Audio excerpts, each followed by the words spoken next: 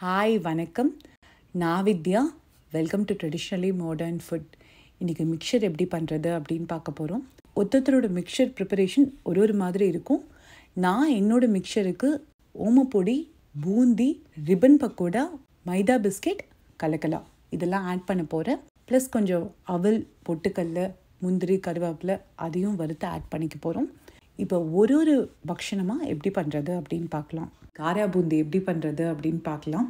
First பூந்திக்கு மாவு ready பண்ணுறதுக்கு முன்னாடி ஒரு அகலமான அடிகனமான பேனில் நல்ல தாராளமாக எண்ணெய் ஊற்றிட்டு அடுப்பை மீடியம் ஃப்ளேமில் ஆன் பண்ணிவிட்டு இந்த எண்ணெயை சூடாக்கிக்கலாம்.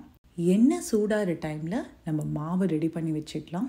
நல்ல இந்த மாதிரி அகலமான பாத்திரத்தில் 1 கப் பொடிசாக இருக்கிற கடலை மாவு, 2 டேபிள் ஸ்பூன் அரிசி மாவு, பூந்திக்கு தேவையான உப்பு, தாராளமாக பெருங்காயம், 1/4 டீஸ்பூன் மஞ்சப்பொடி, 1/2 teaspoon Kashmiri chilli powder, 1/8 teaspoon baking soda. நம்ம எண்ணெய் காய வச்சுருக்கோம்ல, அதுலேருந்து சூடான எண்ணெய் 1 டேபிள் ஸ்பூன் ஊற்றிட்டு 1/2 கப் தண்ணி ஊற்றி நல்லா சேர்ந்தாப்பில் மிக்ஸ் பண்ணிக்கோங்க.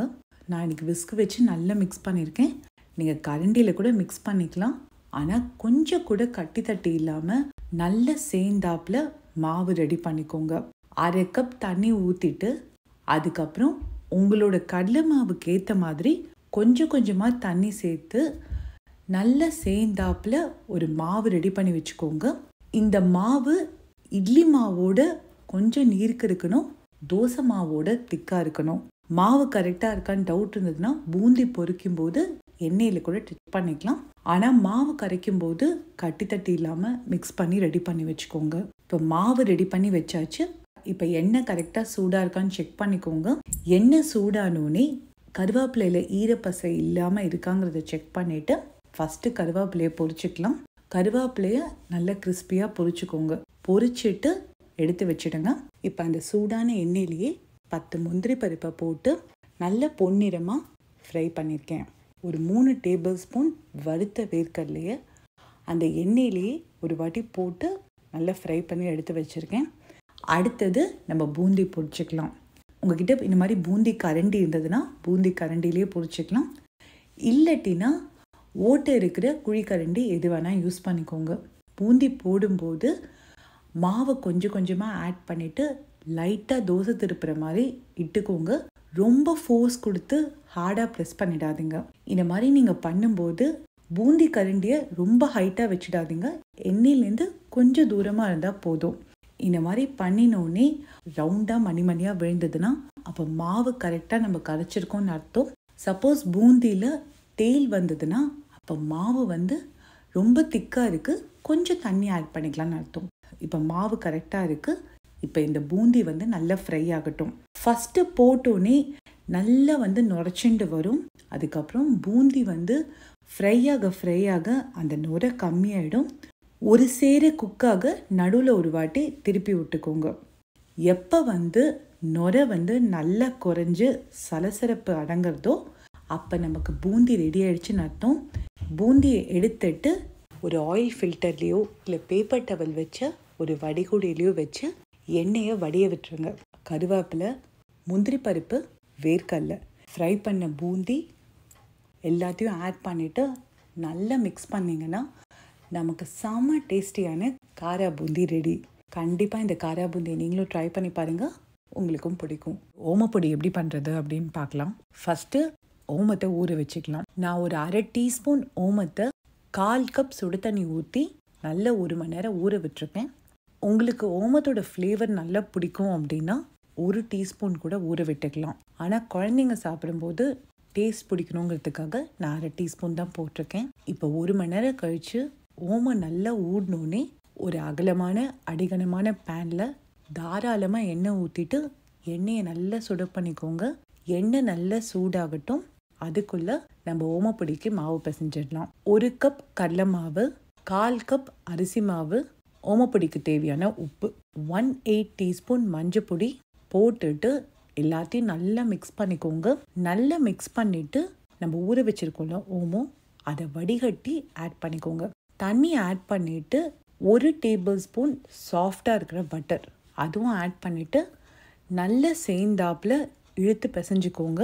பிசையும் போது தேவைப்பட்டதுன்னா தண்ணி வந்து கொஞ்சம் கொஞ்சமாக தெளித்து பிசைஞ்சுக்கோங்க.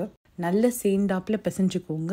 கிராக் விடாமல் நல்ல மாவு சேர்ந்தாப்பில் வந்தோடனே முறுக்கச்சில் ஓமப்பொடிக்கான அந்த அச்சை வச்சுட்டு முறுக்கச்சை சுற்றி கொஞ்சோண்டு எண்ணெய் தடவிக்கோங்க.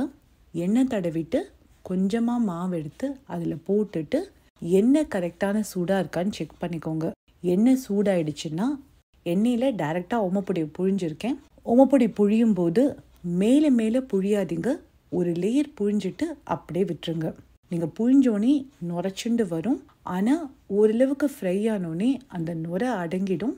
அப்போ வந்து திருப்பிட்டு இன்னொரு பக்கமும் ஃப்ரை பண்ணிக்கோங்க. இன்னொரு பக்கமும் பபிள்ஸ் அடங்கி சலசலப்பு போகுதோ அப்போ வந்து ஓமப்பொடி ஃப்ரை ஆகிடுச்சின்னு அர்த்தம்.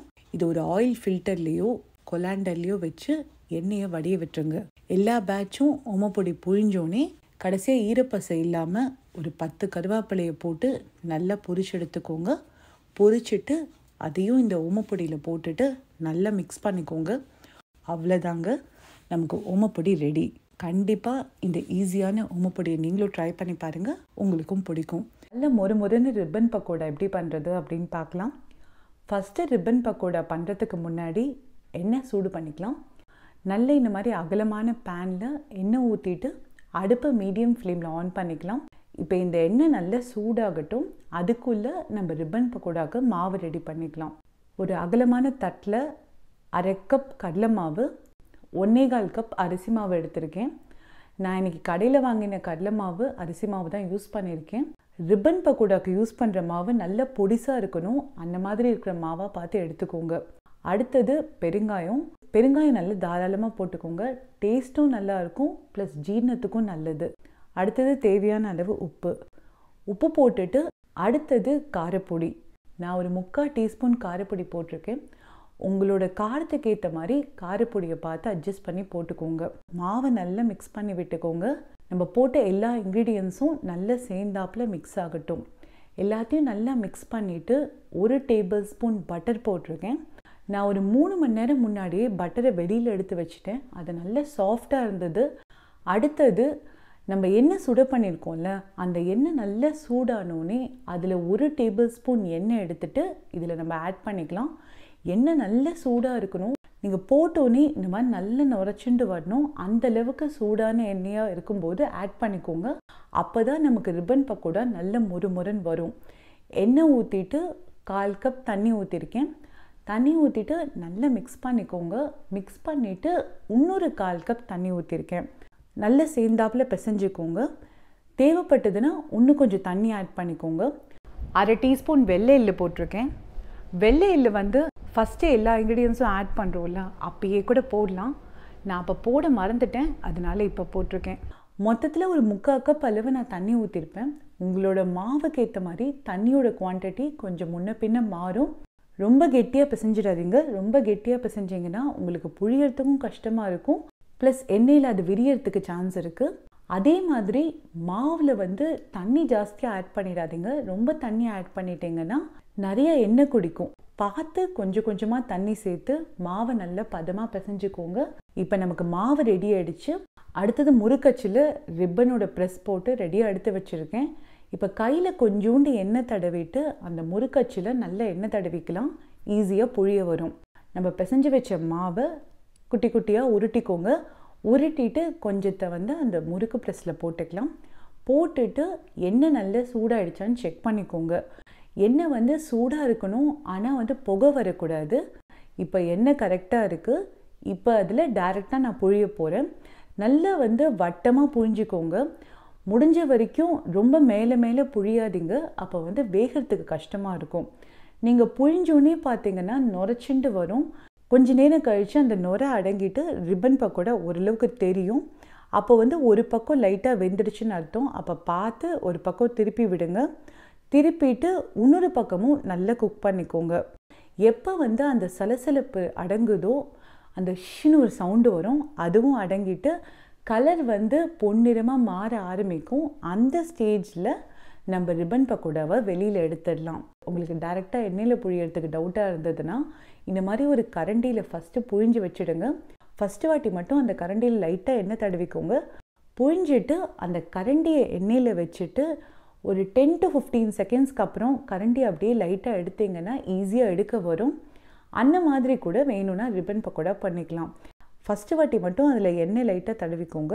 அடுத்தடுத்த வாட்டி நம்ம எண்ணெயில் போட்டு எடுக்கணுங்கிறதுக்காக அந்த கரண்டிலேயே கொஞ்சம் லைட்டாக எண்ணெய் இருக்கும். அவ்வளோதாங்க ரிப்பன் பக்கோடா. செம்ம டேஸ்டியாக இருக்கும். தீபாவளி இல்லை ஃபெஸ்டிவலுக்குன்னு இல்லை, நார்மலாக ஒரு ஈவினிங் ஸ்நாக்ஸுக்கும் குழந்தைங்களுக்கு இதை பண்ணி கொடுத்தீங்கன்னா ரொம்ப சூப்பராக இருக்கும். கண்டிப்பாக இந்த ரிப்பன் பக்கோடாவை ட்ரை பண்ணி பாருங்கள், உங்களுக்கும் பிடிக்கும். இன்றைக்கி ஒரு தீபாவளி ஸ்பெஷல் ரெசிபி பார்க்க போகிறோம். கலகலா சர்க்கரை சேர்த்து பண்ணுற ஸ்வீட் மைதா பிஸ்கெட். நல்ல முறுமுறுன்னு இருக்கிற இந்த மைதா பிஸ்கெட் ஒன்று சாப்பிட்டீங்கன்னா சாப்பிட்டுட்டே இருக்கணும்னு தோணும். எப்படி பண்ணுறது அப்படின்னு பார்க்கலாம். ஃபஸ்ட்டு நம்ம மைதா பிஸ்கெட் மாவுக்கு சர்க்கரையை அரைச்சிக்கலாம். நான் ஒரு 1/4 கப் சர்க்கரையை மிக்சியில் போட்டு நல்ல பவுடராக அரைச்சிருக்கேன். இப்போ ஒரு தட்டில் அரைச்ச பவுடர் சர்க்கரை, 1 கப் மைதா, 1/4 டீஸ்பூன் ஏலக்காய் பொடி, சிட்டிகை உப்பு, இதில் ஒரு சிட்டிகை பேக்கிங் சோடா போட்டிருக்கேன். பேக்கிங் சோடா போட்டுட்டு எல்லாத்தையும் நல்லா மிக்ஸ் பண்ணிக்கோங்க. நல்லா மிக்ஸ் பண்ணிவிட்டு 2 டேபிள் ஸ்பூன் உருக்கின நெய், 2 டேபிள் ஸ்பூன் பால் ஊற்றிருக்கேன். பால் ஊற்றிட்டு இப்போ இது எல்லாத்தையும் நல்லா மிக்ஸ் பண்ணிவிட்டு கொஞ்சம் கொஞ்சமாக தண்ணி ஆட் பண்ணிவிட்டு நல்லா சேர்ந்தாப்பில் பிசைஞ்சிக்கோங்க. சர்க்கரை இருக்குங்கிறதுக்காக தண்ணி கம்மியாக தான் தேவைப்படும். கொஞ்சம் கொஞ்சமாக தண்ணி தெளித்து சேர்ந்தாப்பில் பிசைஞ்சிக்கோங்க. பால் ஆட் பண்ணுறது ஆப்ஷனல் தான். வேணும்னா பாலுக்கு பதிலாக ஃபுல்லாகவே தண்ணி ஊற்றிட்டு கூட பிசைஞ்சிடலாம். இல்லை உங்களுக்கு பாலோட டேஸ்ட் பிடிக்கும்னா தண்ணிக்கு பதிலாக ஃபுல்லாக பாலை விட்டு கூட பிசைஞ்சிக்கலாம். பிசையும் போது ரொம்ப தண்ணி ஊற்றிடாதீங்க. மாவு நல்லா சேர்ந்தாப்பில் கெட்டியாக தான் இருக்கணும். அதே சமயத்தில் கிராக் விடக்கூடாது. மாவு பிசைஞ்சிட்டு நான் 1/2 மணி நேரம் ஊற வச்சுருக்கேன். 30 நிமிஷம் கழித்து அந்த மாவை ஈஸியாக இட வரும். இடத்துக்கு முன்னாடி குட்டி குட்டி உருண்டியாக எடுத்துக்கோங்க. கொஞ்சோண்டு பீஸ் மாவை எடுத்துட்டு நல்லா உருட்டிக்கோங்க. உருட்டிட்டு இப்போ சப்பாத்தி மாதிரி நல்ல மெல்லிசாக இட்டுக்கோங்க. தேவைப்பட்டதுன்னா இடத்துக்கு கொஞ்சோண்டு மைதா மாவு போட்டுக்கலாம். ஆனால் மைதா மாவு ரொம்ப போட்டுறாதீங்க. ரொம்ப மைதா ஆட் பண்ணிட்டீங்கன்னா பொரிக்கும் போது எண்ணெயில் மாவாக வரதுக்கு சான்ஸ் இருக்குது. இல்லட்டினா எண்ணெய் யூஸ் பண்ணி கூட இட்டுக்கலாம். முடிஞ்ச வரைக்கும் ஈக்குவலாக ப்ரெஷர் கொடுத்து ஒரு சேர தின் சப்பாத்தியாக இட்டுக்கோங்க. இட்டுட்டு இதை ஒரு பீஸா கட்டர்லேயோ இல்லை ஒரு கத்திலேயோ கட் பண்ணிக்கோங்க. யூஸ்வலாக டைமண்ட் ஷேப்பில் கட் பண்ணுவாங்க, அதனால டைமண்ட் ஸ்வீட் பிஸ்கெட்னு சொல்லுவாங்க. நான் இன்றைக்கி குட்டி குட்டியாக நார்மலாக தான் கட் பண்ணியிருக்கேன். உங்களுக்கு என்ன ஷேப்பில் வேணுமோ, ஸ்கொயராகவோ ரெக்டாங்கிளோ இல்லை கையில் வர ஷேப்பில் கட் பண்ணிக்கோங்க. கட் பண்ணது ஒரு பார்ச்மெண்ட் பேப்பர்லேயோ இல்லை ஒரு துணிலேயோ வச்சிடுங்க. எண்ணெயை சூடாக்கிக்கோங்க. எண்ணெய் சூடானோடனே எண்ணெய் கரெக்டாக இருக்கான்னு செக் பண்ணிக்கோங்க. கொஞ்சோண்டு மாவு எடுத்து போட்டிங்கன்னா கொஞ்ச நேரத்தில் அது எழும்பி வரணும். அப்போ எண்ணெய் கரெக்டாக இருக்குன்னு அர்த்தம். இப்போ கொஞ்சம் கொஞ்சமாக எடுத்து நம்ம பொரிச்சிக்கலாம். நீங்கள் அட் அ டைம் நிறைய மைதா பிஸ்கெட்டை கூட பொரிக்கலாம். எண்ணெயில் பொரிக்கும் போது அது ஒன்றோட ஒன்று சேராது. மைதா பிஸ்கெட் பொரிக்கும் போது எப்போவுமே லோ டு மீடியம் ஃப்ளேம்லேயே வச்சு பொரிச்சுக்கோங்க. அப்போ தான் ஒரு சேர நல்லா ஃப்ரை ஆகும். இல்லாட்டினா வெளியில் மட்டும் ப்ரௌன் ஆகும், உள்ளுக்குள்ளே வேகாமல் இருந்துடும். முடிஞ்ச வரைக்கும் ஃப்ரை பண்ணும்போது 2-3 தடவை திருப்பி விட்டுக்கோங்க. எல்லா சைடும் ஈக்குவலாக நல்லா ப்ரௌன் ஆகி ஃப்ரை ஆகும். நல்லா நீங்கள் திருப்பி விட்டு நல்லா பொன்னிறமாக வர வரைக்கும் ஃப்ரை பண்ணிக்கோங்க. நல்ல பொன்னிறமாக வந்தோடனே ஒரு குழிக்கரண்டியில் எடுத்துட்டு ஆயில் ஃபில்டர்லையோ இல்லைன்னா வடிகுடையிலையோ வச்சு எண்ணெயை வடிய விட்டுருங்க. ஆறினோடனே டப்பாவில் போட்டு சாப்பிட்டுக்கலாம். டைமண்ட் பிஸ்கெட் எப்படி பண்ணுறது அப்படின்னு பார்க்க போகிறோம். மைதா வச்சு கார பிஸ்கெட். ஃபஸ்ட்டு நம்ம மைதா பிஸ்கெட்க்கு மாவு பிசைஞ்சிக்கலாம். 1 கப் மைதா மாவு, பிஸ்கெட்க்கு தேவையான உப்பு, 1/2 டீஸ்பூன் காஷ்மீரி சில்லி பவுடர். உங்கள் காரத்துக்கு ஏற்ற மாதிரி காரப்பொடியை பார்த்து போட்டுக்கோங்க. 1/2 டீஸ்பூன் ஓமம். எல்லாத்தையும் போட்டுட்டு நல்லா மிக்ஸ் பண்ணிக்கோங்க. நல்லா மிக்ஸ் பண்ணிவிட்டு சூடான எண்ணெய் 1 டேபிள் ஸ்பூன் ஊற்றிருக்கேன். கொஞ்சம் கொஞ்சமாக தண்ணி சேர்த்து நல்ல சேர்ந்தாப்பில் இழுத்து பிசைஞ்சுக்கோங்க. இந்த மாவு கிராக் விடக்கூடாது, அதே சமயத்தில் ரொம்ப சாஃப்டாகவும் இருக்கக்கூடாது. ஈரப்பசை இருக்கிற ஒரு துணிலையோ பேப்பர் டவலையோ மூடி வச்சுட்டு 30 நிமிஷத்துக்கு அப்படியே விட்டுருங்க. 30 நிமிஷம் கழித்து அதை குட்டி குட்டியாக உருண்டையாக உருட்டிக்கோங்க. உருட்டிட்டு சப்பாத்தி தேய்க்கிற கல்லில் இதை நல்ல தின் சப்பாத்தி மாதிரி ஈக்குவல் ப்ரெஷர் கொடுத்து மெல்லிஸாக இட்டுக்கோங்க. இடும்போது தேவைப்பட்டதுன்னா கொஞ்சோண்டு மாவு போட்டுட்டு இட்டுக்கோங்க. ரொம்ப மாவு ஆட் பண்ணிடாதீங்க. இடும்போது மாவுக்கு பதிலாக வேணும்னா கொஞ்சோண்டு எண்ணெய் ஆட் பண்ணிவிட்டு அப்படி கூட இட்டுக்கலாம். இப்போ இட்டுட்டு ஒரு பீஸா கட்டர்லையோ இல்லை கத்திலையோ குட்டி குட்டி பீஸாக கட் பண்ணிக்கலாம். நான் இன்றைக்கி டைமண்ட் ஷேப்பில் கட் பண்ணியிருக்கேன். அதுக்கு பதிலாக உங்களுக்கு விருப்பமான ஷேப்லேயும் சைஸ்லேயும் கட் பண்ணி எடுத்து வச்சுக்கோங்க. ஒரு பார்ச்மெண்ட் பேப்பர்லேயோ இல்லை ஒரு பிளேட்லேயோ இந்த இட்டதை ஆற விட்டுருங்க. இப்போ ஒரு அகலமான பேனில் எண்ணெயை சூடாக்கிக்கலாம். எண்ணெய் சூடாகட்டும். அதுக்குள்ளே இருக்கிற மொத்த மாவையும் இட்டு கட் பண்ணி பார்ச்மெண்ட் பேப்பரில் ஆற விட்டுருங்க. எண்ணெய் சூடானோடனே இப்போ கொஞ்சம் கொஞ்சமாக அந்த டைமண்ட் பிஸ்கெட்டை போட்டு நம்ம பொரிச்சிக்கலாம். பொரிக்கும்போது அப்பப்போ திருப்பி விடுங்க. நல்லா பொரிஞ்சு சலசலப்பு அடங்கி அந்த சவுண்டு போனோடனே எடுத்திங்கன்னா நமக்கு மொறுன்னு டைமண்ட் பிஸ்கெட் ரெடி. இதை ஆற விட்டுருங்க. ஆறின உடனே ஒரு டப்பாவில் போட்டு வச்சிங்கன்னா வார கணக்கில் ரொம்ப சூப்பராக இருக்கும். கண்டிப்பாக இந்த டைமண்ட் பிஸ்கெட்டை நீங்களும் ட்ரை பண்ணி பாருங்கள், உங்களுக்கும் பிடிக்கும். சூடான எண்ணெயிலேயே ஒரு 1/4 கப் திக் அவலை போட்டுட்டு பொரிச்சிக்கலாம். அவல் போட்டோன்னே நுரைச்சிண்டு வரும். எப்போ நுரை அடங்குறதோ அப்போ திருப்பிட்டு அவலை பொரித்து எடுத்துக்கோங்க. அடுத்தது 1/4 கப் பொட்டுக்கல்லையை பொரித்து எடுத்துக்கலாம். பொட்டுக்கல்ல டக்குன்னு ப்ரௌன் ஆகிடும். அதனால் போட்டுட்டு ஃபியூ செகண்ட்ஸ்லேயே நீங்கள் எடுத்துடலாம். இப்போ எல்லாம் வறுத்து ரெடி பண்ணியாச்சு. பூந்தி ஓமப்பொடி போட்டுட்டு பொரிச்சு வச்ச அவல், பொட்டுக்கல்ல, அப்புறம் 1 கப் மைதா பிஸ்கெட், 1/2 கப் கலக்கலா ரெடி பண்ணி வச்சிருக்கிறதுலேருந்து 1/2 கப் ரிப்பன் பக்கோடா, நல்ல தாராளமாக பெருங்காயம், உங்களோட காரத்துக்கு ஏற்ற மாதிரி காரப்பொடி போட்டுட்டு எல்லாத்தையும் நல்லா மிக்ஸ் பண்ணிங்கன்னா செம டேஸ்டியான மிக்சர் ரெடி.